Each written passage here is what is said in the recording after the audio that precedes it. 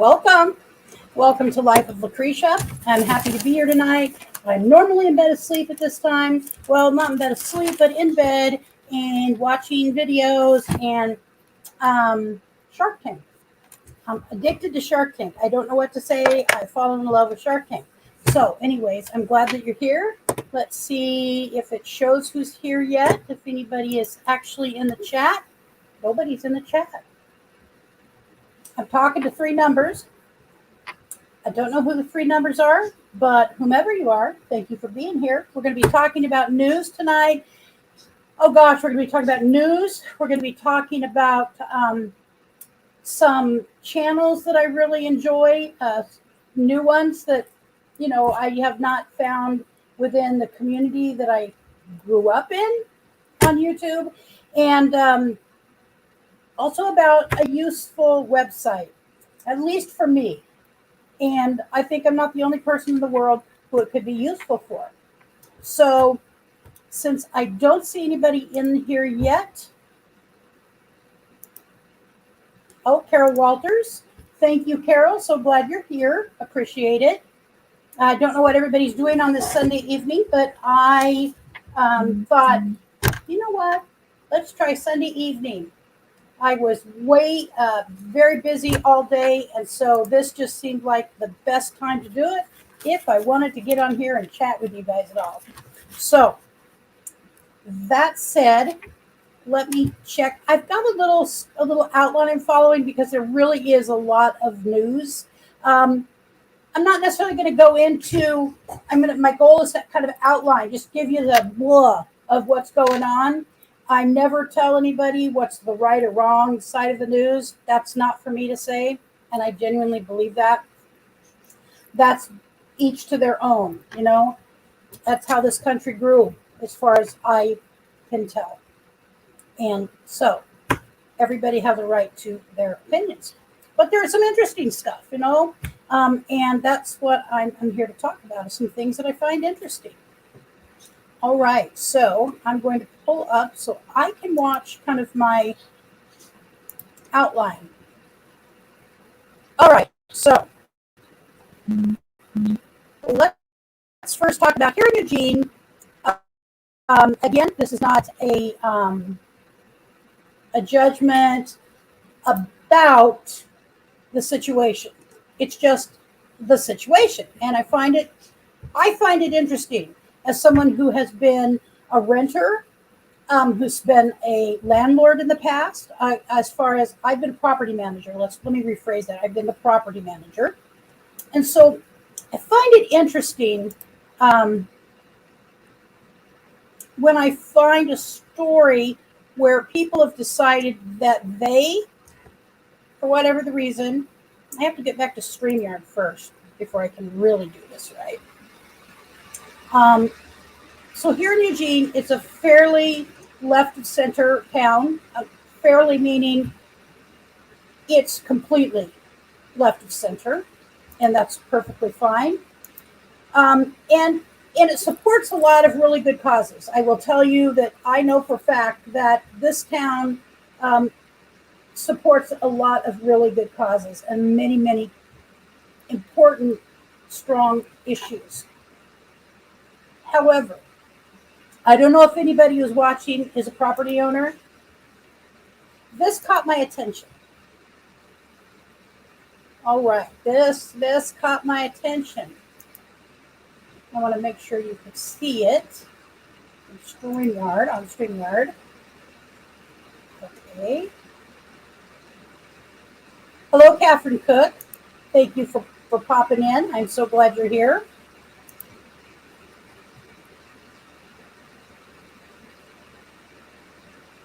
Darn it. It's that one right there. Okay. All right. I see where I'm supposed to be. I kind of took a left-hand turn. Didn't mean to.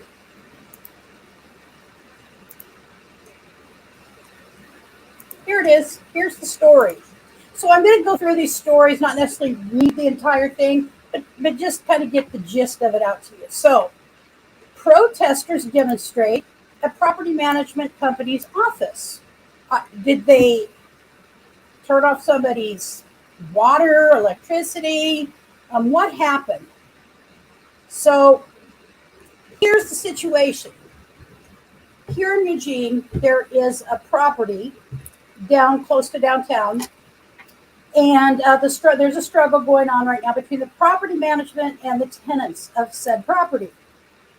Several months ago, the tenant of this property wanted to buy the property, although she didn't really be able to show means of being able to do that. She wanted to buy the property. And the owner, guess what? The owner doesn't want to sell the property. Okay, so we all understand, I own this property. I don't have to sell this property that I'm renting to you. So the tenant chose to stop paying rent because the owner wouldn't sell her the property. Let's get it clear again. She stopped paying rent because she wanted to buy the property that the landlord did not want to sell. So days and days go by, weeks. There's protests at her house in support of her. And after the eviction, the woman gets evicted. The police end up weeks into this, come out, and they remove it. She had plenty of warning. The owner, the property management company, all tried to work with her. You're going to have to leave. I don't want to sell, and you don't want to pay rent. Okay, that's reasonable. Not to her, not to this renter. She does not want to leave. So after she was evicted by the Lane County Sheriff's Department, several days later, which, by the way, they had to weave their way through a gigantic crowd of people standing and camping out in front of her house to keep her from being evicted. They evicted her. Days later, she moves back in. She did not pay her back rent. She had no agreement with anybody. She moves back in. And the protesters are back supporting her, trying to keep the police at bay. I don't know what they're going to do at this point. And now the adjoining tenant is doing the same thing. So they're, in essence, holding hostage the landlord. That's what it looks like to me. They're holding hostage the landlord. There are 9 people here, but only 2 people showing up on my StreamYard. And that's really interesting. I don't know why that is. So I don't know what your feeling about it is. It would be really interesting after the fact if you would post in the comments what you think ought to happen in this situation. I'm genuinely curious about it. I know what I think ought to happen, but I'm curious what other people think ought to happen. All right, so that is the first local story. So we've got local, state, and national. So the next story is kind of a very cool and interesting story, okay? A very useful story, I believe. And it is in our local newspaper, the Eugene Register Guard, which most of the time is worthless. All it is an offshoot of the USA Today. It had been ran by a family called the Baker family for 75 years, something like that, somewhere between 75 and 100 years, I believe. They sold a few years back to the parent company of USA Today. And so it's not really a local paper. But this is an interesting story. Eugene police offer new online crime reporting system. The Eugene Police Department has a new system for residents to report non-emergency crimes such as fraud, property theft, and vandalism. It gives community members a chance to feel heard because you know what? Most people who have especially low-level crimes done to them, such as those things just mentioned, don't feel heard. They rarely even get heard by an actual person. Now, granted, this isn't a person, but it is going to record your situation. The system is designed to provide a more efficient experience for those reporting crimes and free up non-emergency dispatchers from taking lower level calls for service. Okay, so I don't know what you think, but I think that's actually a really good idea. Um, I think being able to go online, report your crime, is something that should be available to anybody. I don't know. I think it's just a good idea. And that way you can at least start having a record of things going on in your community. All right. Another story from Register Guard. Oregonians can now pump our own gas. We're like one of 2 states in the nation that did not allow self-pump. So the governor, Kate Brown, she signed into law this new edict. You can pump your own gas now. However, there is a caveat. The law states that stations may, M-A-Y, may allow self-service, but they don't have to. Now, I think that is a good option because I believe more stations than not will. However, and many must still have attendance available for at least half of the pumps. Now, I'm assuming that's for one of the large places like A&PM or a big Chevron or something. Not like there's 1 or 2 pumps, but for some place like Walmart, Fred Meyer, where there's a lot of pumps. So my concern, and I'll say my concern for this, and I've wondered this about other states, how it compares, is that it worries me. That is a job for somebody. There are people who are employed in that manner. It's what they are able to do. Maybe they're doing it as a part-time to supplement Social Security or simply just to survive. Maybe it is a full-time job. I don't know. Maybe, maybe. I'm curious what you guys think about that down in the comments. Do you think there is the potential for these jobs that are right now? Because, I believe, actually, let me rephrase that. I believe eventually they will remove more jobs than not. And is that a good thing? Just a question. If you wanted to share your thoughts on self-pump, I have not ever self-pumped, likely not going to. With my disability, I'm a fall risk out and about. So I don't use a walker in my house, but out and about, I really need to. And if I were fumbling with a hose and whatnot, I could see all kinds of problems. But I do know that there will always be people available for those who have disabilities. All right, so those are 2 very specific stories. Just want to make sure there's nothing else in this section because this is all about Eugene, such as it is. And I'm going to be moving on here to state. So if you haven't had an opportunity, let's see. I'm still just seeing 2 in the chat, and there's 4 sitting around out there. Well, thank you for stopping by.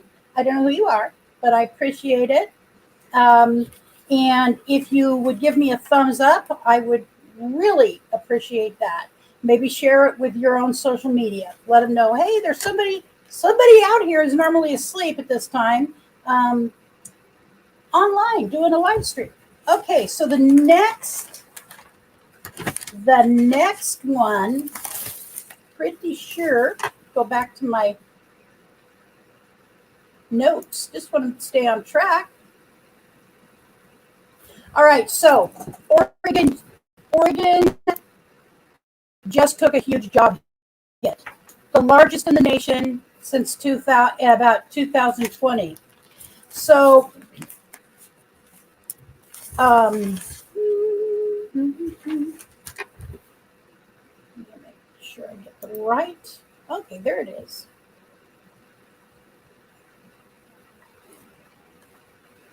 So there is a trucking company in Oregon, big trucking company. Apparently, hello, Lynn the Okie. So glad you stopped by. I know you're probably a few hours ahead of me right now. So there is a huge trucking company here called Yellow. And Yellow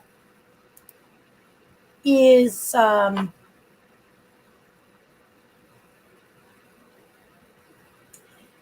Yellow is going out of business. Yellow is going out of business. Yep.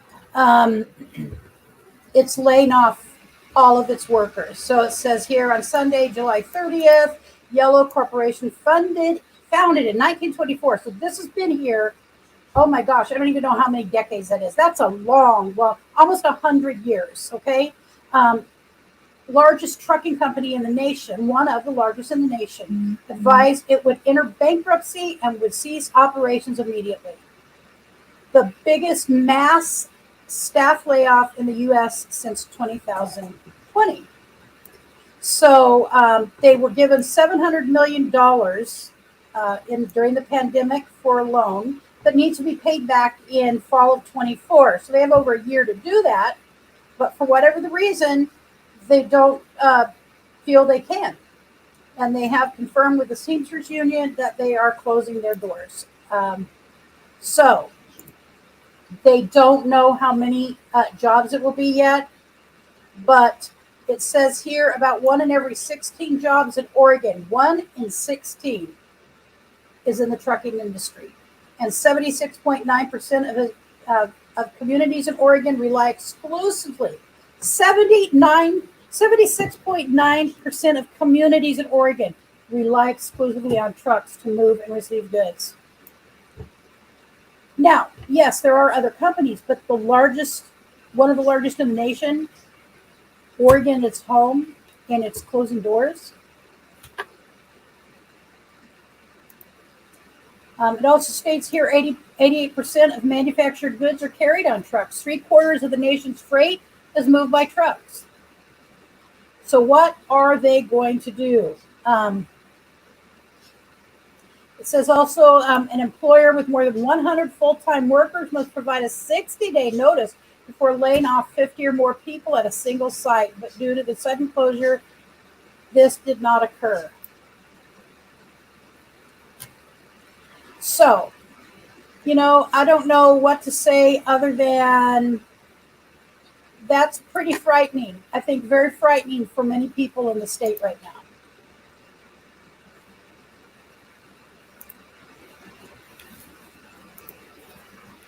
Nine decades. Wow.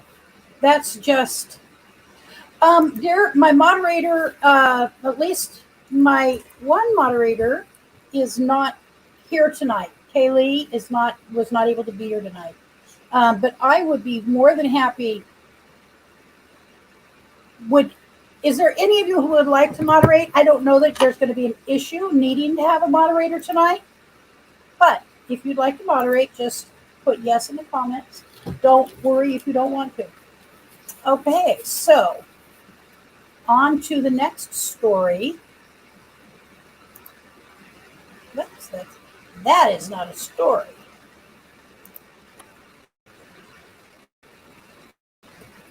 All right. So,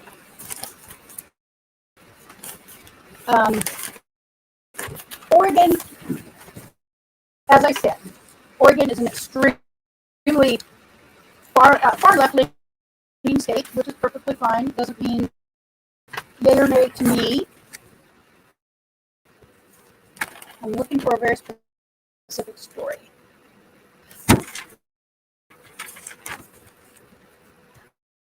Oh, I know where it is. So, an initiative, Timmy Ray the King, welcome. So glad you're here, Timmy. I'm glad you're here. Again, must be very late for you. So Oregon is going to try and put an initiative on the ballot. Initiative being when, and some people don't know how the initiative process works, but here in Oregon, how it works is if you get a certain amount of people to sign a ballot, Um, then it can go on the ballot and people can vote. So, okay, this is crazy stuff. Okay, this is Crazy Town, Oregon. Oregon initiative seeks to criminalize hunting, fishing, and farming. I said it right. Okay, this is my home state. My ancestors came here in 1846 or 18, I think it was 1846, in wagon trains. The blood of my ancestors is in the grounds of this state. It's where I was born, where most of my family was born. And I love Oregon's beauty, but there is some interesting people who have somehow ended up here. And in my opinion, these are some of those people.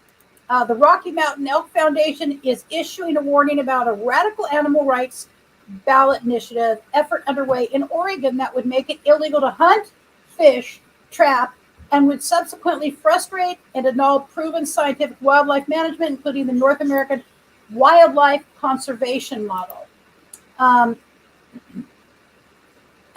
It criminalizes. Okay, now the word criminalize should scare people and make us think. Okay, criminalize isn't a slap on the wrist. Those are felonies. Injuring or intentionally killing animals, including utilizing breeding practices and raising, killing livestock for food. Raising and killing livestock for food. To qualify, they must deliver 1,220 signatures, and they say they have 30,000 right now. Now, granted, that is short, but they still have until, looking to see here. I don't see where it says how long they have, but it's not too long down the road. They have also received an influx of $110,000 in campaign donations, allowing them to pay signature gatherers. So the people, you see at the store outside, they're gathering signatures. Oh, goodness gracious. So Oregon's looking at outlawing anything to do with killing of animals, including livestock raised for it. I'm just saying. I mean, I'm curious what y'all think about that. Seriously, what would be your response to that if that happened in your state?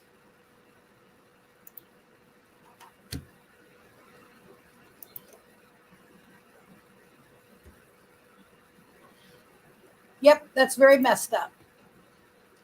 Who started off about farming stuff? So, Timmy, it's a group of people.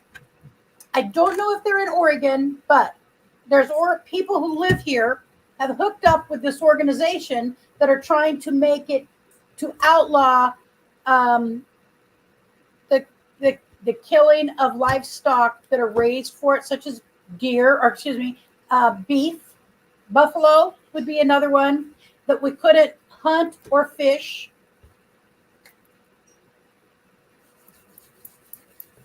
If this happened in your state, what would you do? If this initiative happened in your state, after this video, after this live stream, if you don't mind coming back and just putting any feedback, I'd appreciate it, because I think that there are some people that have got some big issues going on.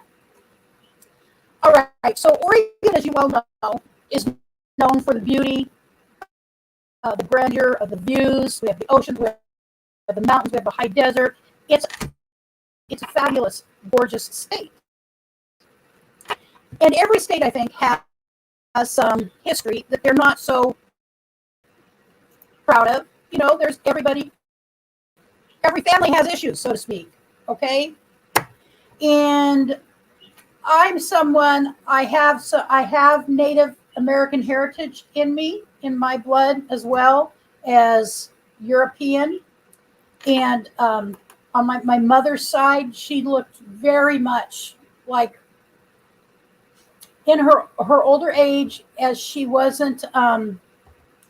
ill, she definitely, well, when she was young and spent time outside and she looked like an older Native American. She was, you know, from Cherokee Indian. So, and Irish, two of her main ones. So anyways, if it wasn't for us farmers, that would happen to the U.S. You know what, my friend? I don't know. We would be in trouble.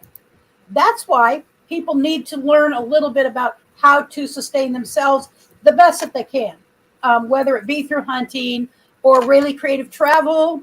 You can't change history. You can just learn from it and learn your mistakes, almost like we do in our everyday life. You don't go and cause destruction and remove history. 100% for that right there.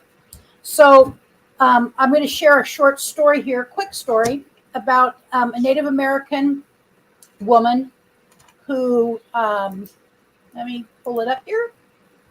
I didn't know this. I just happened to I ran across this today, and it really hit me because of we live in such a fabulous state, but the state also has a history.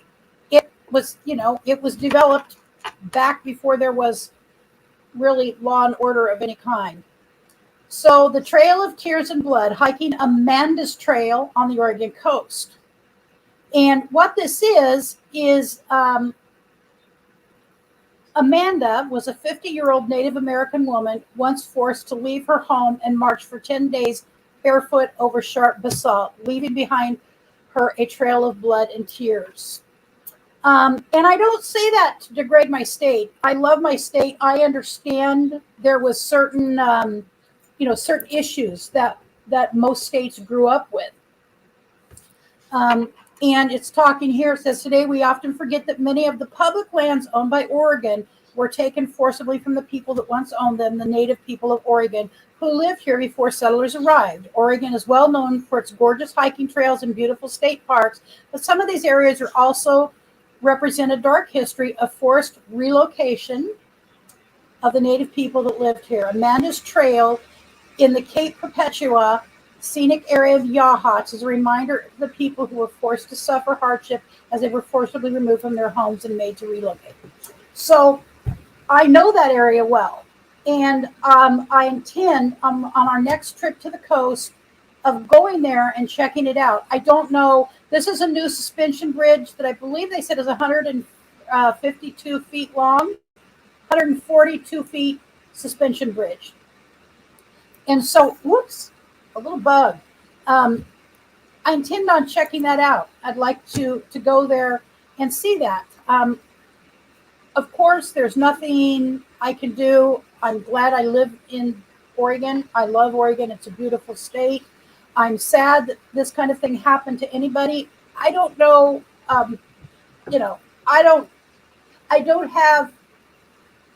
think there's anything that I can do to fix that, of course, but I at least feel like I need to be educated and understand the pain and the suffering that some people went through, many people went through during this time. And it's, incumbent upon me, an Oregonian, to know that. So I'm going to eventually do a report back to the channel about Amanda's Trail because I believe that it's worthy of that.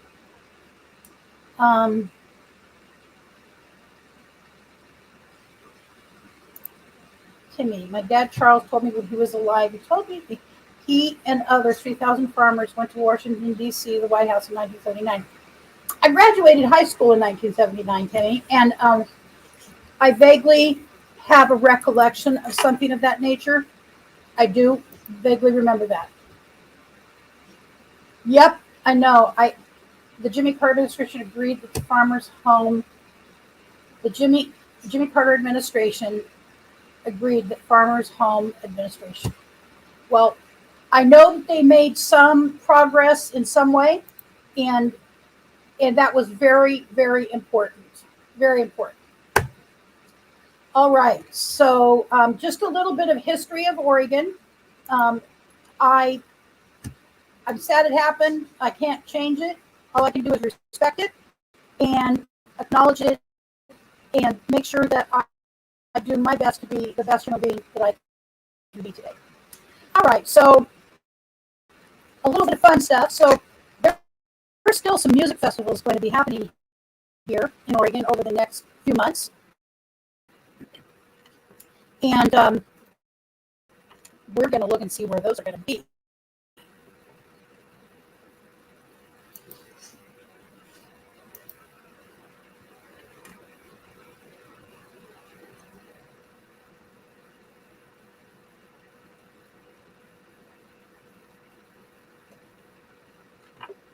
Here it is. Sometimes it's hard to find this stuff. All right, so we still have 4 music festivals. So first we've got the Cascade Equinox Festival, September 22nd and 24th in Deschutes County Fairgrounds in Redmond, Oregon. Found it. Oh, okay. Well, that's nice. I think it was. Yeah, they might be. And Who's the other one? Deschutes County, Redmond is, if you know Oregon, Bend and Redmond are kind of like right in the middle of the state. And Redmond is past Bend north. That tells you a lot.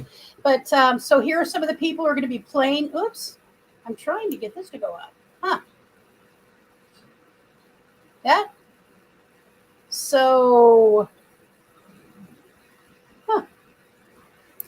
Pretty Lights, Goose Big Wild, Fantagram, Trevor Hall, and the Great In-Between of the Trees, Emancipator, Fruition, Dirtwire, Apiuo, LP Giobbi, Gone, Gone, Beyond, Main Squeeze, Polyurhythmics. I've heard of them, I believe. Frameworks, Trip Street. So that is for 2 days in Redmond.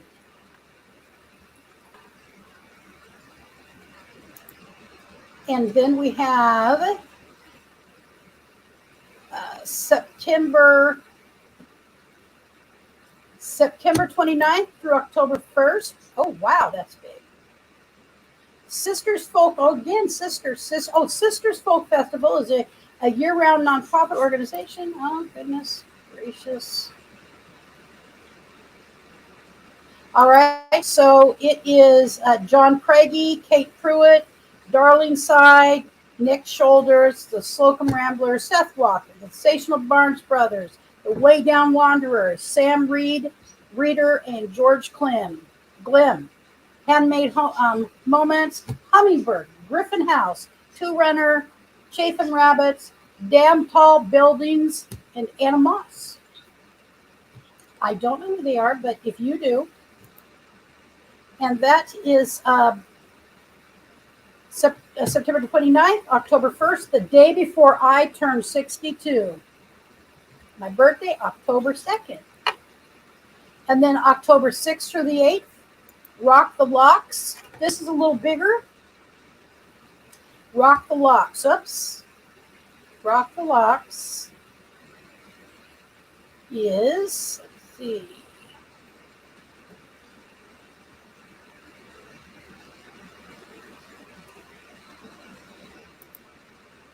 I'm trying to get the map to show me where it is.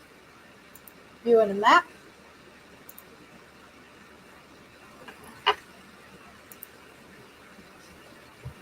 There it is. All right, it's there.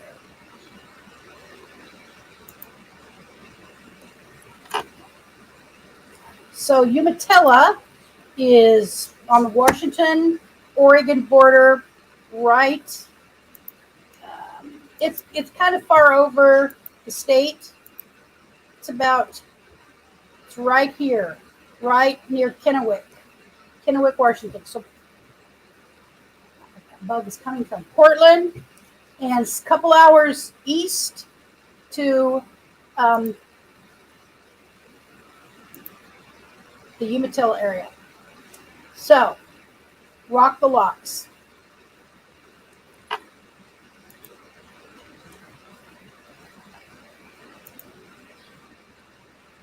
And I believe our last one, I think that was the last one. The next one is in 2024, so I don't think we need to talk about that right now.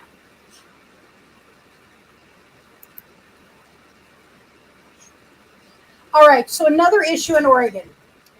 I don't know what if your state has wolves. In the comments, note down there if your state has wolves. I'd like to know because Oregon does have wolves, and we have where. Let me go back up here. Let me see who was here. Well, there's Priscilla, my little sister, and there's Fairy Dust, and there is Linda, Camp Goer 1. Let's see. All right, so we're just talking about some of the things going on locally, which for Priscilla and I is Eugene and Oregon, and then some national news, a little bit of national news, not a lot. All right, so next we have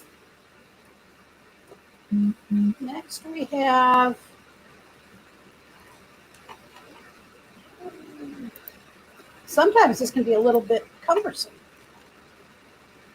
All righty.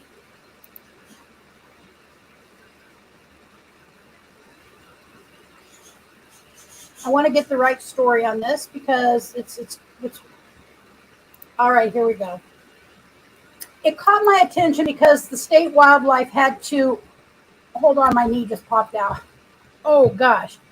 It's back in. So U.S. Wildlife Service lethally removes 4 wolves from northeastern Oregon pack due to chronic livestock predation, meaning they were chronically killing livestock, and that the farmers or the ranchers had done everything they could do.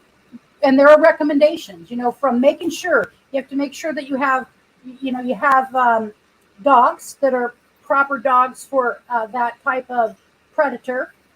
And there are some dogs that are specifically, they fight bears. They can fight off bears even. So if you're going to have livestock and you're going to have farming in this state, especially east of the Cascades, you better have proper ability to protect your livestock. So unfortunately, what happened is 4 wolves from the 5 Points pack in northeast Oregon Union County have been lethally removed by the USDA Wildlife Service in response to a chronic depredation of livestock. The wolves, 2 adult females, 1 adult male, and a yearling female, were removed on 4 separate days in late July and early August on the forest allotment of one of the producers impacted under the terms of the permit. Now that the 4 wolves have been removed, the permit is no longer in effect, the agency said. So, additionally, ODFW has authorized the lethal removal of up to 2 chronically depredating wolves from the Lookout Mountain Pack in Baker County. A producer requested the permit after 5 confirmed depredations in the area known in the which is an acronym for Area Known Wolf Activity, since January, with the most recent confirmed July 26th. The permit allows the producer or the agent, including USDA Wildlife Services, at their request, to take up to 2 wolves on private land, pastures, or BLM allotments where their livestock are present. The permit is valid until November 23, while cattle are present, or until 2 wolves are removed, whichever comes first. All right, so I know that there is a lot of, my little sister will have an opinion, definitely. There's a lot of concern when we remove wolves because, well, in this case, the wolves were reintroduced into the state. Yes, they were originally here a long time ago, and so I understand that. But in the meantime, people moved there, set up farms and ranches, which was allowed, and now these animals are predating on these livestock. I don't know the right answer. Let's see what people have to say, if anything. Oh, thank you, Linda. It's actually a dress. It comes down to my knees, and it's very light and airy. But thank you. It could be worn with leggings, whatever. Um,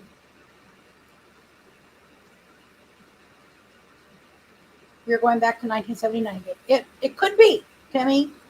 However, people just have to make sure that your voice is heard. All I can say is that people need to make sure their voices are heard on the things that matter to them. Two coyotes are walking around in the neighborhood. Unbelievable. You know what?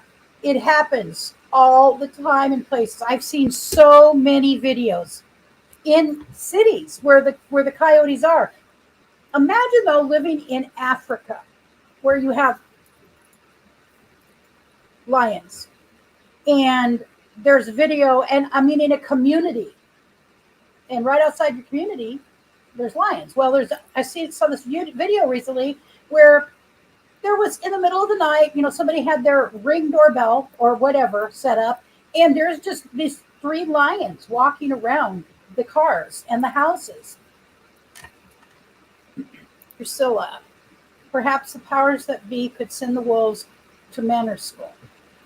Now that sounds sarcastic. I know coyote in open season, to shoot them, they are bad. I know many people say the very same thing, Linda. A friend of mine, he walks his dog, rides with his dog a lot. And we have just west of my house, about 5 miles. Priscilla, you know where I'm talking about, over there in I think it's in the Shasta area, a little west of Shasta, junior high school.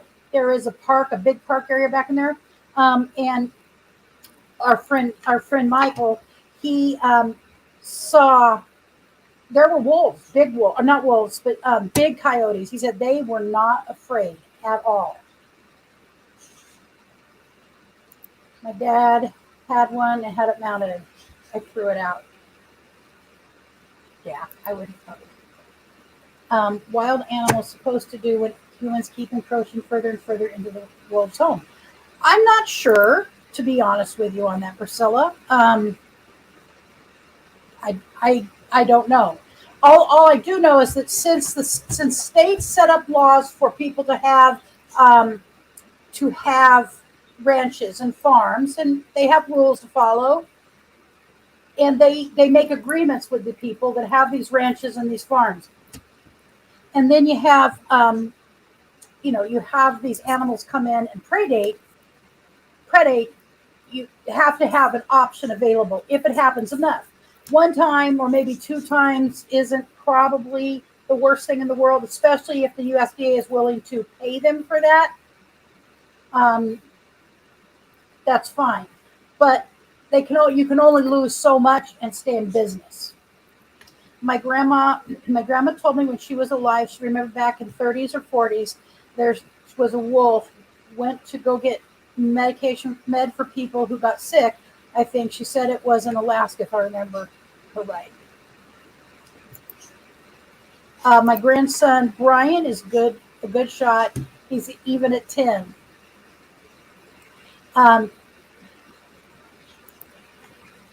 In the 15 years we lived in the country and hearing the coyotes frequently at night, we didn't lose one animal. I know, you're really lucky, because if on the one site that Patty and I are on for the area that she lives in, and no, that man is not just someone who loves to go out and kill animals at all, but he is a licensed trapper, and he can take predators if necessary, but only when they're threats. So anyways, so there are times when they become a threat. And when the state allows you, you have to be able to protect yourself and your means of employment. And if you have a ranch and you raise cattle, I think or sheep, although again, if it were me, I would have those big dogs. I can't think of what they're called, but They fight. They can fight bears, for gosh sakes. And llamas. Llamas, aren't they known for also being protectors of wild or of livestock? I agree, Priscilla. Too many population is taking over, and you're right. Where is the wildlife supposed to go? Uh, and I understand that. I'm not sure what the right answer is. There's ranchers that hire people in Oklahoma to bring their dogs to lure them out of the woods and shoot them. They will kill all the livestock. Okay, and they're also, I know, in Montana, watching what there's the one show about. Oh gosh, can't think of the name of them. It's a very popular show where these. Uh, oh, it's about men, and they are woodsmen. Darn it, I can't think of the name of the show. One of the people is he. That's what he does. He has dogs, and he takes the dogs, and if the cougar are predating on or scare, the ranch, the farm, whatever, not Yellowstone, Priscilla. No, it's a real. This is real, and he takes and he runs them off way back in the woods, way away. Um, and then the animals get sad, and then the animals become dangerous and are killed. Yes, that's true. Do you know what? Not all of them come to predate. All right. There's a whole balance. My understanding, my belief is there's a balance. If there is enough, um, if there's enough wildlife for them to predate on, they don't need your cows and your sheep. Okay. I could be wrong. I'm not a manager of. I wished I was younger. That would be a job I would love to do, is to work with these people. Llamas, yeah. Luckily, they never got any of our neighborhood cats. Priscilla lived about 20 miles from town, would you say, Priscilla? And it was way out in the country, actually, on a very isolated gravel road.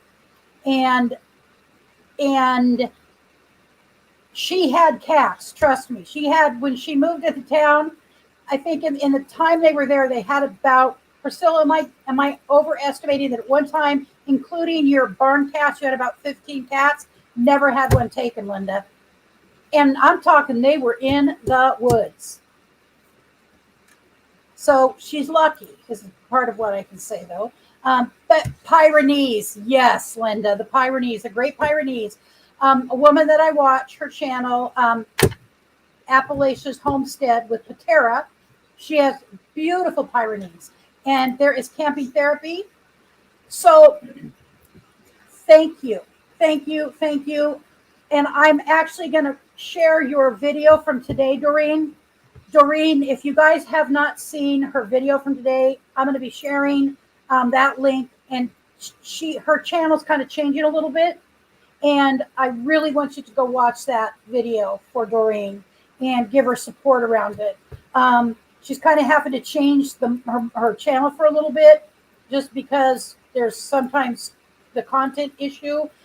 She, of course, because of what she does. She does. I love the campers that Doreen videotapes. I do. I love them. They're adorable.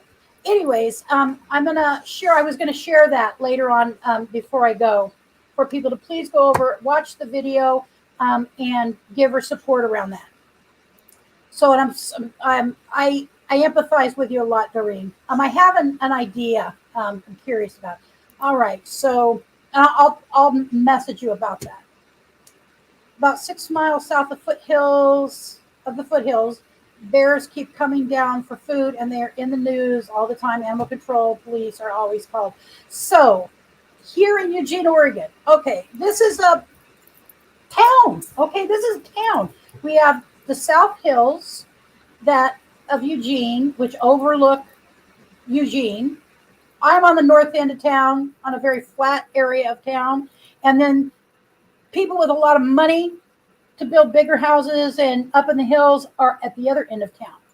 And they commonly have to deal with bears all the time, showing bears in their backyards and walking on their, their back walls. And also in Florence, Oregon, which is the nearest coastal town to us, a ton of bears in those coastal woods. And part of the problem is because people leave their garbage out. It's constantly a battle. The authorities tell people what to do correctly, but it seems like they just don't care. They're just not listening. Okay,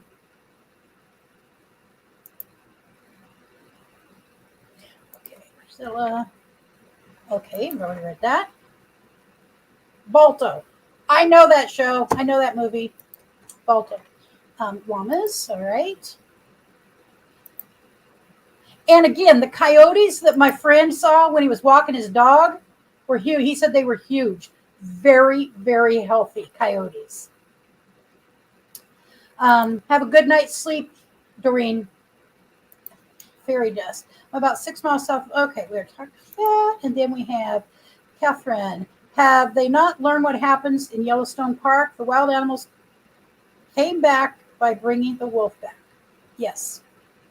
Yes. And there was another woman killed just recently in Yellowstone, roaming around right in the foothills. Yes, ma'am. So we have that here. And I suspect that any place, my opinion, again, I'm not a wildlife manager, although I think it would be a really interesting job. I wish so bad I could go back 30 years of my life. There's so many things I would do. Wildlife management is something I would love.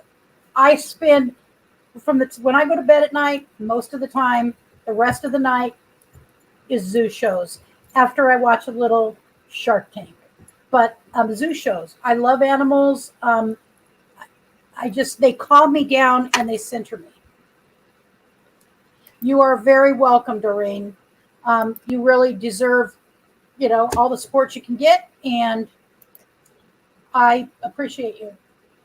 Yes, 20 miles. The feral cats were all spayed and neutered. That's right. They trapped them. I remember when they trapped all these feral, and I'm telling you, they lived on about 4 acres. I think it was about 4 acres up against a creek. And this gravel road, we had to drive about 3 miles down to get to their house. There was only one other house before you got to their house. And that was right in the beginning. I mean, it was very isolated. I'm really surprised you stayed there alone during the day, Priscilla. And they never lost anything. Hawkins Family Adventures. Hello, Sandra. Thank you for coming. I appreciate it. All right, so let's move on. There was a few more things that I wanted to talk about here before my time is up, and it's 8:50 already. I can't even believe it. Okay. So we talked. So yeah, I don't know what to say about the dang wolves, but I'd love to see one in real life from inside of my vehicle. And just like I want to see the bears, no, of course, I really want to see the bears. But from inside of the vehicle, inside my RV, inside of a cabin. Although, did you hear about this happening just recently, just in the last week, I believe it is, the 2 weeks at the most? This man was inside his cabin. Him and his girlfriend were asleep upstairs. Their pit bull mix was downstairs. And it was just went off in the middle of the night, barking, growling, crazy. And he's like, tell it to shut up, be quiet. And it just kept up. So he finally, he gets up, puts on his t-shirt, comes downstairs, and there he turns, and there is a black bear in his living room.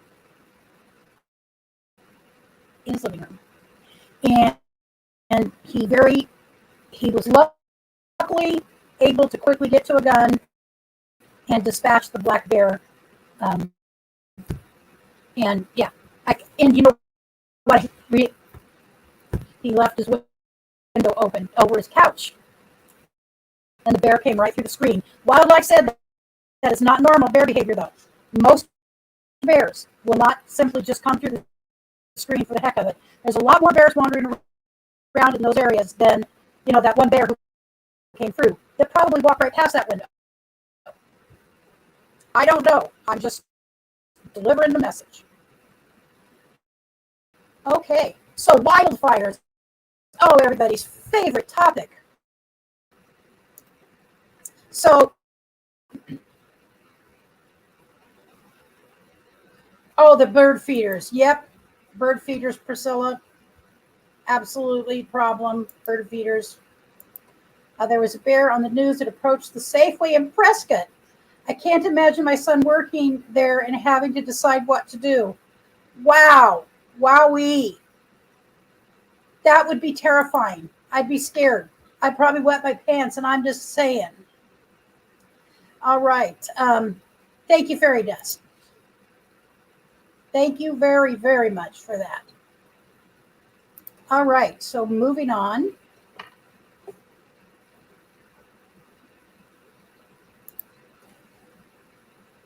So Oregon's on fire. I don't know if you know that or not, but Oregon's on fire. As a matter of fact, a couple nights ago, RV Ashes in April. Welcome to you, Margie. I'm so happy you're here. A couple of days ago, I'm sitting here at my desk, and my son comes in and says, Mom, we have to go out to Williams, my nephew. He lives on a ranch about, as a crow flies, southeast of me, 10 miles. It's about a 15-minute drive up on the foothills of the Coburg Hills, which, anyways, it borders our valley here. And he has about 8 horses out there.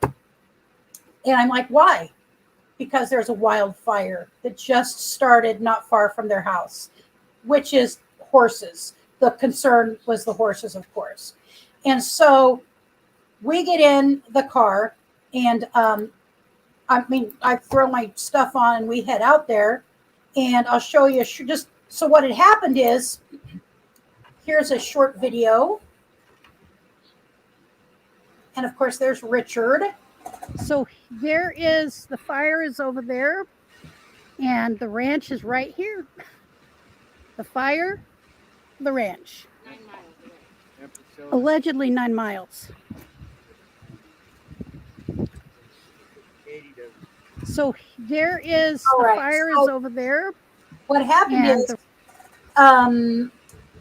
one of their good friends who boards a horse on the 9 miles from their house, her name is Nancy. She was visiting her horse, and her and another lady are standing there, and it's brought to their attention there was smoldering in kind of like, it sounds like maybe a brush pile or some wood of some sort, not too far from the structures, just a field right there. And then it burst into flames. And this lady, who is my nephew's friend, they of course immediately called, and this is a horse boarding facility. They immediately call the fire department, and then they go about their business. I'm assuming if they got the horses out of there. So it is called, that is the fire. And my nephew lives off grid here, and a barn is right down in this area. His RV is just up the hill here. So anyways, they, of course, stayed in contact with the fire department. They were told that, of course, they immediately sent fire and whatnot. While we were there, we watched them starting to drop fire retardant, water, whatever they were dropping. There was 7 planes just circling, and they were bringing in tons of this fire retardant. And so the day presses on, and the next morning, and they were not on a level yet to be prepared at all, although they were, because they're living out of their RV, but they have 8 horses on the property, and they don't have a horse trailer. And one horse is theirs, the other belongs to the owner of the property, who I'm just going to say is a pig. I said it, I'm not saying his name, but he's a pig and he doesn't give a crap about the animals. So, that said, it's up to my nephew and niece to find a way to get these horses off the property if need be. So they get in contact with the fire department to find out for certain exactly, they told them the situation. What do they do? So how prepared do they need to be? So they got in contact with, the right people. And as it turned out, there's a ton of people on standby to help others remove their horses from property. Additionally, there were people willing to take the horses and put them on their property and be able to cordon off areas for different horses, and including they have one stallion. So it got worked out. They were going to go to the Oregon Horse Arena, which is about 2 miles from my house, and then they were going to pull their trailer either to in front of my house or to the Lane County Fairgrounds, which is downtown. Either way, it would have worked out fine for them. So the next morning, my nephew is at work, and his wife called him and said, 1.5 miles away, they just got told to be on level 2. There's level 3 evacuation. It's a level 3 evacuation, 1, 2, and 3. And level 2 is be ready, have your stuff in the car, ready to go. And so my nephew left work, of course, and they came home and figured out what was going to happen and came to my house, talked to us about an evacuation plan. And so luckily, and they've got 4 children out there, 4 to 6 children out there on a regular basis. The 2 live there 24/7, and 4 visit a parent that lives there. My niece-in-law's son, his children, and so worried, and the children were concerned, and so it got handled. As it turned out, that thank God overnight that it calmed down. They did get a perimeter around this. I don't know how they did it, considering the terrain, but they did.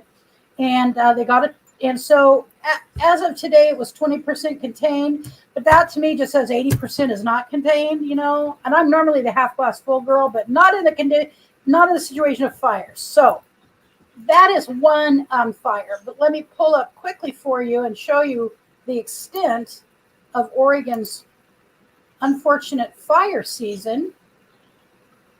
I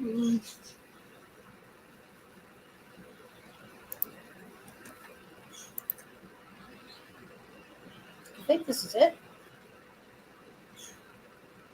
Oh, and just this afternoon. So I live just right over in here. Okay, I live in this area. Just right about, 2 miles from me as a crow flies. Right over here, there was a brush fire started.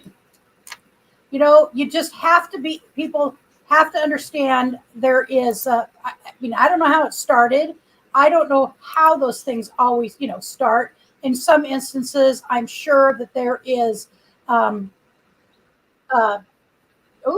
there is the people throw out cigarettes. And those people need to have huge fines. I'm looking for, there it is. All right. This will give you a little better idea of what we're dealing with, what the state of Oregon is dealing with. Overall, not just my community. So this is the wildfire dashboard. Right now, there's 32 active wildfires in Oregon, and it's burned approximately, heading towards 50,000 acres. There's a fly driving me crazy.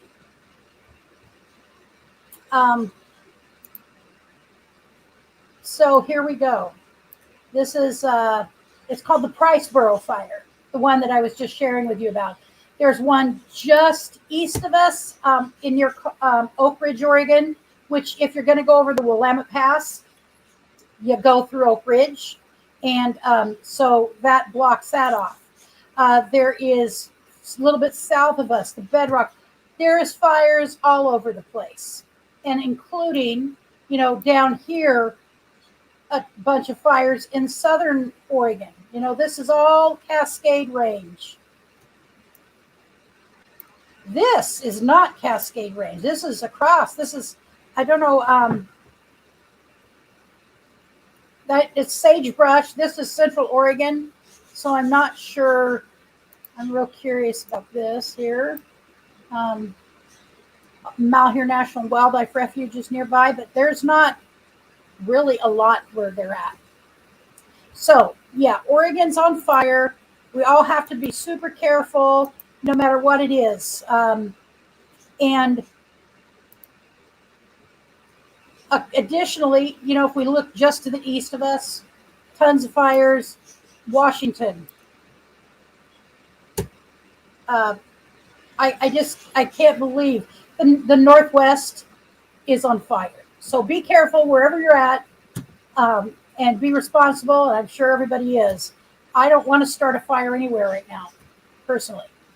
So that's what's happening with these fires. Missed it.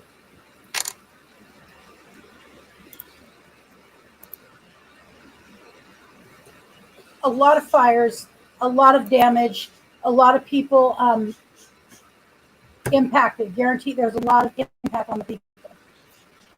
All right. So a little bit of national news, and it is now 9:04. Darn it. I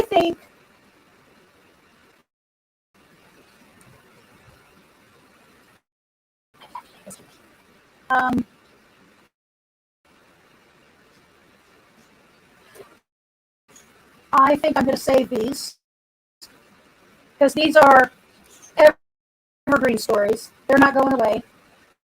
And it's ongoing, it's ongoing information. What I am going to share, three really quick things, is a useful website that I use personally, and you may or may not know about it, about this website. It's called Neighborhood. I'm going to go through here real quick and see. I do, Margie, I love animal shows. I love to watch how people will go to any length. Some of these animals get better care than some of us, than some human beings. I mean, they love these animals and they're committed financially to them. I think that's why I really have desire to go to Yellowstone. For fear, my ear is itching now. Bug probably flew in my ear. For the fear of, or the fire issue, or fear of the predators, I wouldn't. So here's a funny story I will tell you, and this is not about Yellowstone, but it's about predators. So Kim from Rometown Girl, who I love, and I've interviewed her several times, camped with her. She's a wonderful person. But she says herself she loves the outdoors, but she prefers to see it from the inside of her RV. Has a really nice RV, nice big windows, blah, blah, blah. And so one time she couldn't wait to see a bear. She wanted to see a bear so bad. Kim wanted to see a bear so bad. So she is in California at, I can't remember the name of the park. She's in a park, and she only parks, well, she does do off-grid. She will do off-grid. She was off-grid with us. She has solar. Not a ton of solar, but she has some solar. I don't remember if she's hooked up or not. Anyway, it doesn't really matter. But she could see a fifth wheel over maybe 40 feet from her or so. And, there were a few other, but there was some snow on the ground. She was like one of the last people in this area. And her dogs are kind of yipping. She has a couple of really fluffy dogs, like Land Clown Adventures dogs. And she looks out the window, and there's a bear traipsing around outside. And then she sees the bear go over to the other RV, to the fifth wheel, and guess what it does? It gets on its back legs and is looking through the windows of that fifth wheel. And Kim is like, oh my gosh. She was terrified. She closed her curtains. She didn't want that bear to see her. She's keeping the dogs quiet. She did not want the bear to hear the dogs. She is praying to God that that bear does not saunter over and start looking through the windows of her RV. She got a lesson I've long known. Sometimes we get what we wish for, and then we wish, why did I ever wish for that? You know what I'm saying? So I can envision Kim, because if you know she can be real flighty and scaredish, and she gets that scared energy on her high voice. It goes up pitch. So anyways, I'm not saying I wouldn't be scared too. I've always wanted to see one, but I'm not sure even from the comfort of my Class C RV if I would feel safe with a bear, because I have heard that they can pop the doors open. I don't know if that's true. I've heard they can. All right. There he does. Bears, coyotes, and wild cats roam around their people's backyards. Kids are swimming in the swimming pools, playing around. People walk around the neighborhoods. Yep. And by the way, my friend, you sound like a robot. I do. I sound like a robot. Is at least a nice robot. And I don't know.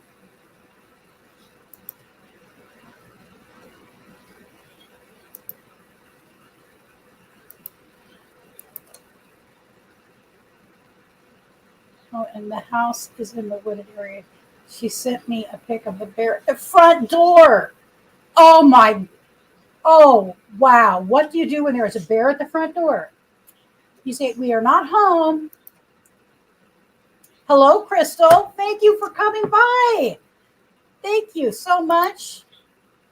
What's wrong with your audio? It keeps blurring your voice. I don't know, honey. Is it still bad? I don't know what's wrong with my audio. I don't have my microphone is what's wrong. Yes, fires. Absolutely, Bernie. All right, so let me show you the last few things, since my audio is messing up apparently. Well, all right, so Next Door Neighborhood app. That's what I was going to show you.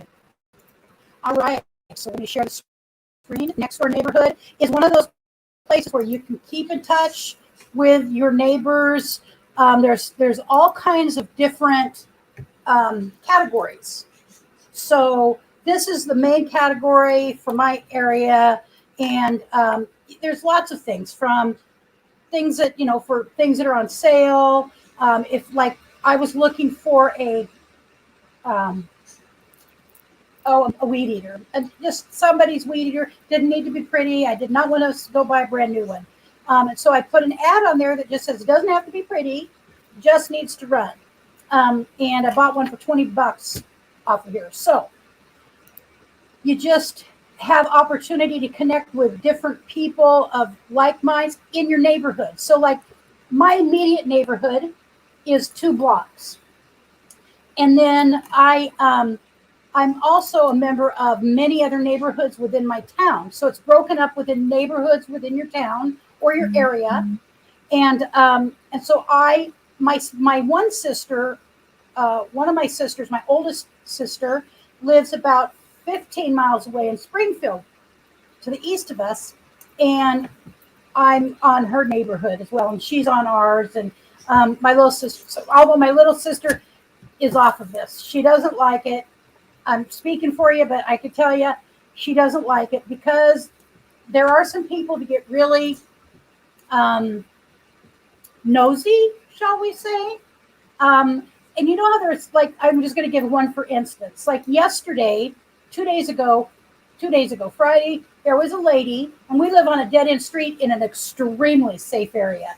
Grade school, we're in an enclave of neighborhood off of any main road, not near downtown. We're out in a suburb. Yeah, suburb of a suburb. Okay, and it's a dead end. And so Friday, my son is looking out the window and he sees a lady walking down the road and she's checking everybody's recycle bin. And she's being respectful as far as that goes. She's not rummaging through it. She's just looking in, although everybody's recycle was gone by that time. The recycle truck had picked it up. I can tell you that if there's probably 50 people who posted stories on here about someone going through their recycle bins. And one of the problems is that there are people who are not nice about it. They will go through, leave stuff, literally take it out, go through it, leave your stuff around your recycle bin and move on. They're not respectful, they're not considerate, and they leave a mess for you to clean up. And in Eugene, it is illegal. Eugene passed an ordinance. Eugene has an ordinance. Normally, once I've always thought, once it goes out, what's the big deal? Other than mess, of course, but it's no big deal. It's public anyways. Well, not in Eugene. In Eugene, it is against the law to go through other people's garbage and recyclables, and it is an ordinance. So people constantly cite the ordinance and blah, blah, blah. So, they take pictures of these people. Or if they see a car driving down the street just a little too slow.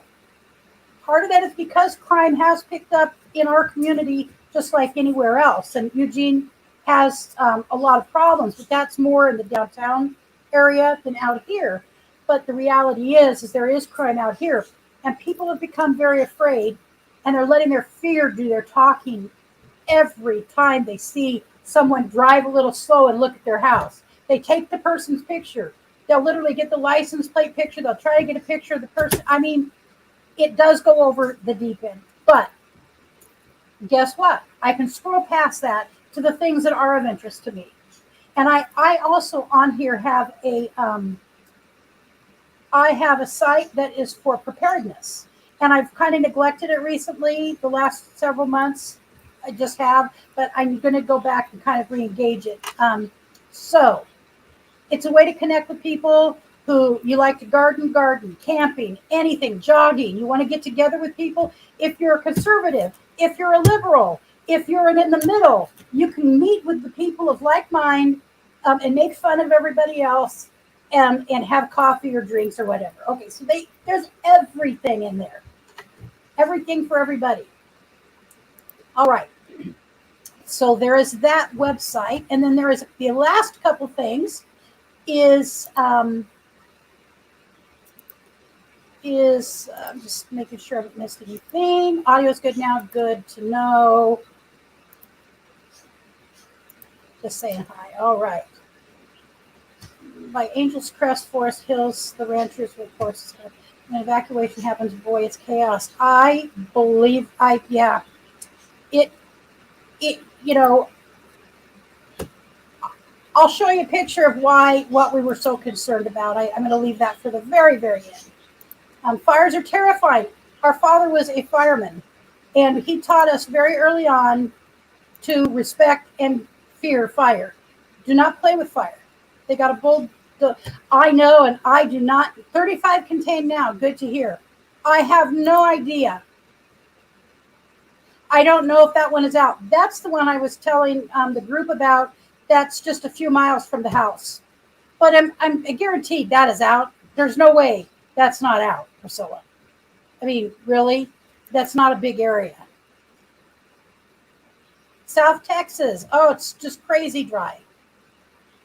Okay. Have a takeoff to nearby fire. Well, thank them for their service. Our father was my little sister is Priscilla up here. Our father was a volunteer fireman as well, and he was when he left the job, he was a battalion chief at that time, and he was the person who always ran into the fire. He never left it for somebody else to do, and there were certain things that my father was really the only one who would go do. And I don't mean that because he's my dad. It's the truth. And so, right, sagebrush. All right, so the smoke, yep. I'm sure, I know. One of my BFF has very bad COPD, and Priscilla has some more moderate. But yeah, it's not good for us to breathe in. All right. So the last thing was these couple of channels I want to share with you. I think that you'll like. Um, I know I talked about this channel one time, but I don't know if I shared his actual. And I've actually posted some of his stuff. Othmar's vlog. This guy his channel should blow up. I am stunned that he is at 1.16 subscribers. There is no way that this guy is going to stay this small. He is in Europe, and I believe more in Eastern Europe. The stuff I've seen is phenomenal. His photography is great. His ability to edit that photography, the videos is superb. So it's beautiful land, beautiful areas I'll never get to see. I will never probably be going to Eastern Europe anytime before I'm gone.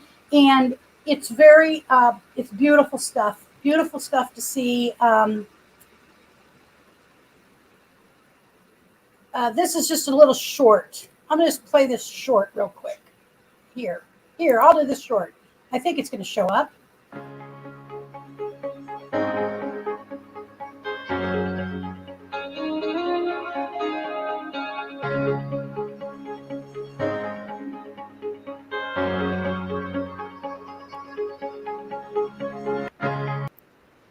It's just beautiful. I just think that really wasn't the best representation, but trust me, if you go there, and I will have his information down below, if you go there, you will not regret it. Othmar's vlog. And then the next one is,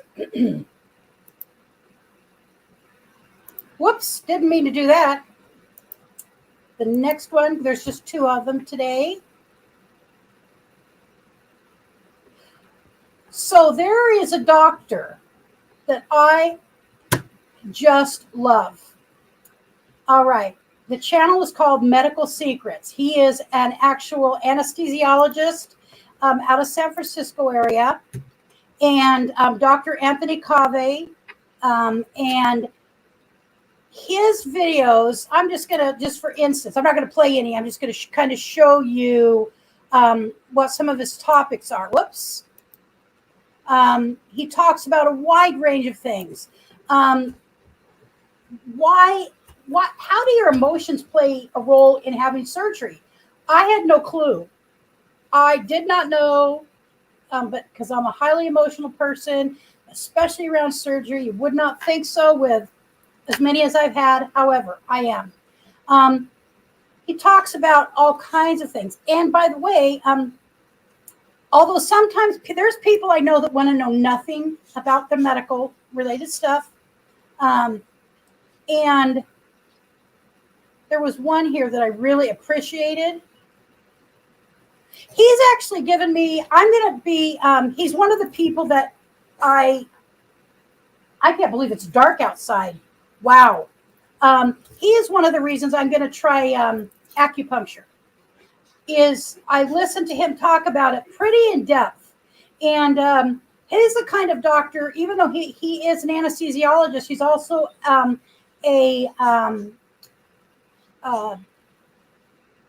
I can't think of what it's called. He does other work as well. And so he's very much for getting people off of medications that they can get off of safely. And there's something else you can do. It's like, why be taking medicine if you can do something else? He talks about being, what is it called?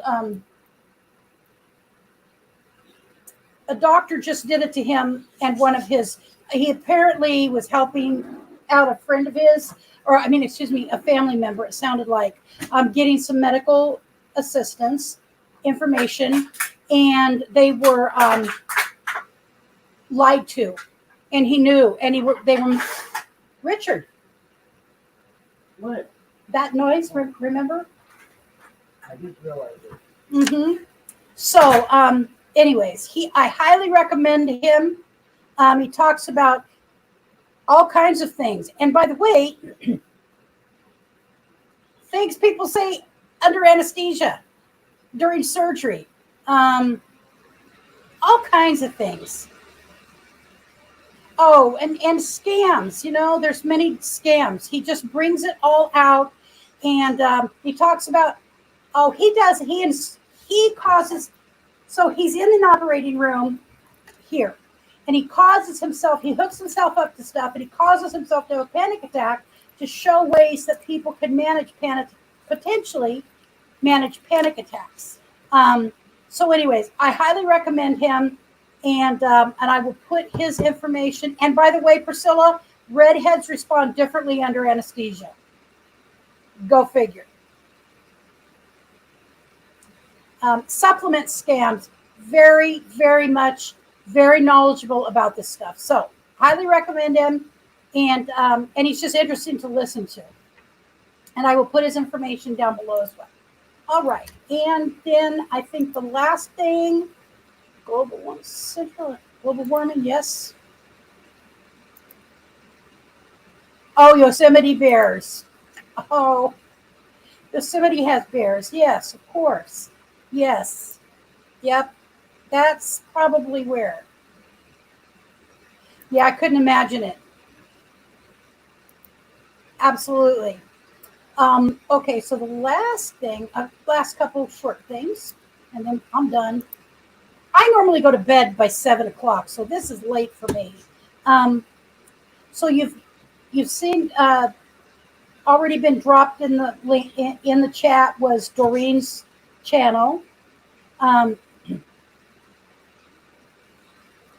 This is the reason we were so concerned. These are the horses out at the ranch. Handsome horses. Hi, beautiful. Hi, beautiful girls. Oh, look at you. You're These going are the to go horses somewhere that else, I think. my nephew needed to potentially Yeah. get moved off the Look at property. you down And there. my son has spent a lot of time out there. They were going to open up a ranch business together, and so he knows how to help work the horses. And the horses were originally still in the field when they called us, and it's a big field.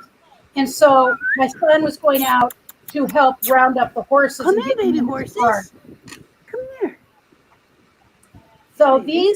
these were the reasons we got out there very quickly, was to help. Come here. And we got there, Come here, and sweetheart. they had already gotten them in the barn. I'm still glad that I went, because I love seeing them. And one of the horses, my niece-in-law was telling me, was kissing up on me, and it was really liking me. She was afraid it was going to bite me. I'm like, what are you talking about? I've never had a horse bite me. Not that a horse can't bite. And she said, I have never seen a horse like another person like that before. I said, it's just because it knows that I love animals. All right. So I think that is going to be it for tonight.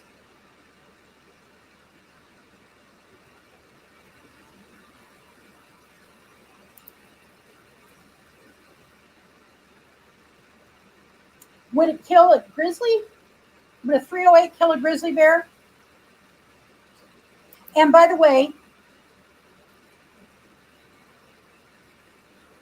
I'm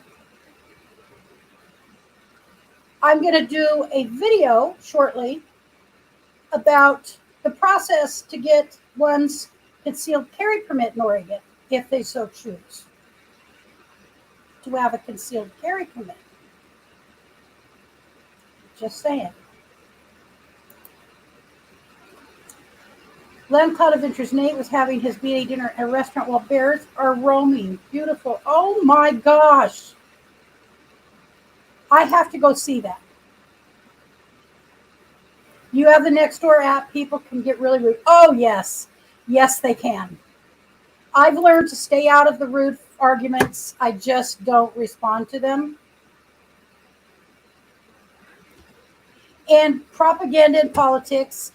And I have to remember, though, Priscilla, I mean, yes, there is, in fact, some things that are actual propaganda. I agree with that. And sometimes what's propaganda to me and you is what someone else believes. And sometimes what we believe may not be true. It may simply be it may be a piece of it. You know what I'm saying? It might be part of it. And it might be one option. And I have to leave that room for me to be wrong and others to be right. Because if I have to be right all the time, I'm in trouble and nobody will like me. And you know that very well. All right, Crystal. Well, I want to say goodnight to everybody. Thank you for showing up. And if you happen to have showed up last weekend, I had the worst live stream of my life. I screwed it up really bad. First of all, I screwed it up really bad. I let my son talk me into having it on the patio. And it was a wonderful idea. It was a wonderful idea. Here's what happened though. Nothing would work. And everything was literally hooked up. I don't know why. Eventually, I lost the big screen, the TV monitor. I eventually lost the computer, which was where all my notes were for the information I was going to share. And then I was down to just my phone. But I juggled it, and I fought my way through. I wasn't giving up that easy, but I can tell you I went to bed and I cried because I felt so bad. I felt really stupid. I'm not stupid. I just felt stupid for a moment. Okay. Oh, yes, absolutely. We have that here. We do have that here. And a lot of car theft. Yes. See, I could not imagine. That's a crime. So my opinion is, even though I'm very 2A, if somebody's breaking into our car, I'm not going to shoot them. I will yell at them. I will scream. I will probably throw things at them. But no, I would never, ever even recommend. I don't know why. What? It's truly not worth it. Anything inside the vehicle is not worth killing another person over.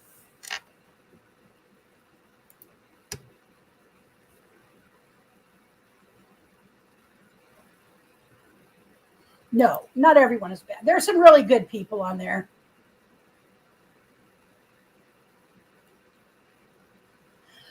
You know what? So have you ever tried the bear? There's bear spray and there's bear gel. I believe, and I watched Bill or Bob Wells do the video about this. If we ever go to bear country where we really need to have bear spray, I likely would get the bear gel, not the spray, because it does blow back. He showed us. He didn't mean for it to happen, but it got him.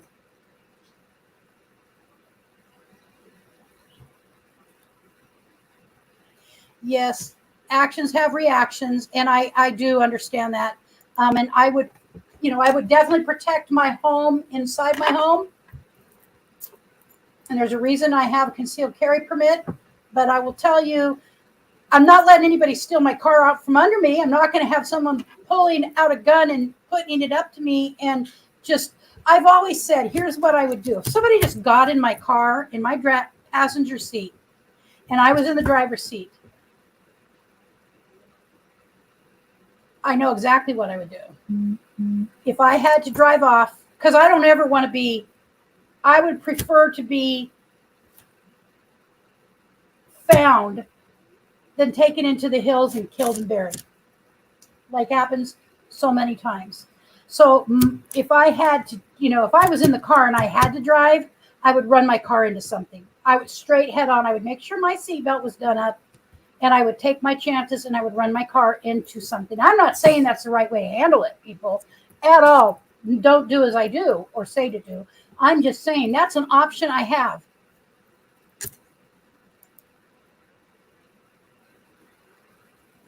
Yes, and I do too. And Richard has been working his butt off on the RV, and he's been on top. I can't even tell you everything that's been going on, but there'll be a video about that. Yes, of course. I would never let an animal suffer. If something, and yes, they do. And you live in Phoenix, correct? You live around somewhere around there. And I do know that is a higher crime rate area than what we're dealing with here in Eugene. And I'm so sorry anybody has to deal with that.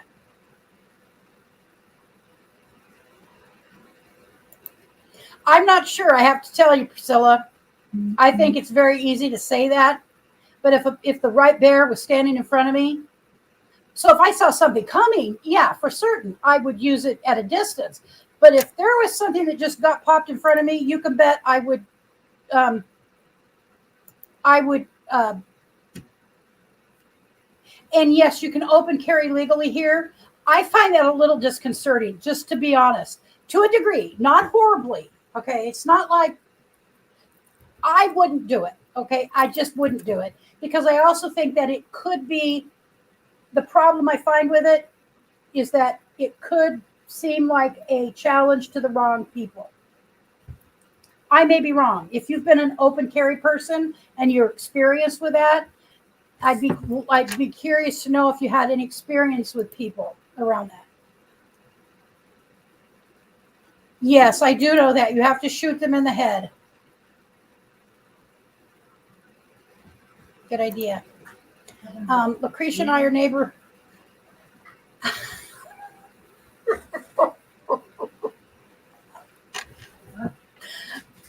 We would be, and long before there were video cameras, on every porch. I'm just saying, I try to be extra nice to people because of all that toilet paper. All right, people, I do.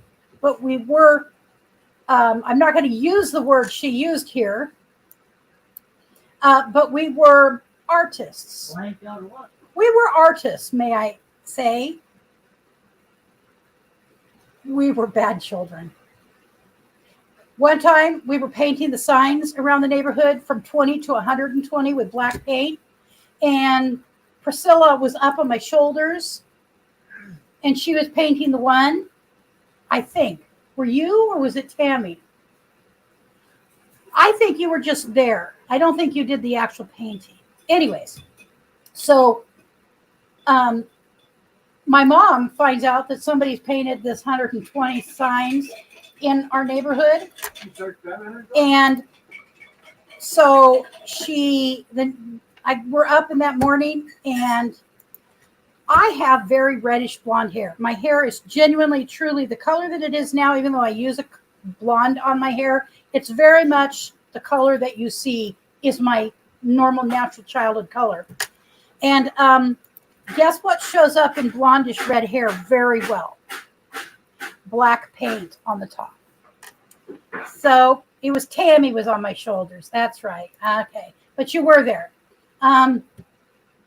So yes, my mother, who was a tyrant, and my mother could have got Saddam Hussein to come out of that little rat hole he was in just with her personality. You know what I'm saying? She could be very mean lady. And so girls will be girls. Yes, ma'am. Yes, ma'am. And yes, I think it depends on the person that open carries. People think twice before doing something stupid, but got to be cautious. I think the element of surprise is best. 110%. So anyways, thank you guys for showing up. There's still 8 people here. Woo, 8 people. I love you guys, and I appreciate everything you do by whether you come to a video or come to a live stream or watch a video. So much. But I wish I could do more videos. I've got content. I've just got to do them. All right. All right. I will see you later next weekend. And you guys stay safe, stay healthy. And I know I always say this, it may sound trite, but it genuinely mean it. If you don't know what your passion is, find your passion. Find a passion. Be passionate about something because there is nobody else going to do it for us. And living without that just makes, for me, it seems harder and more labored. So you guys have a wonderful week. Love you all.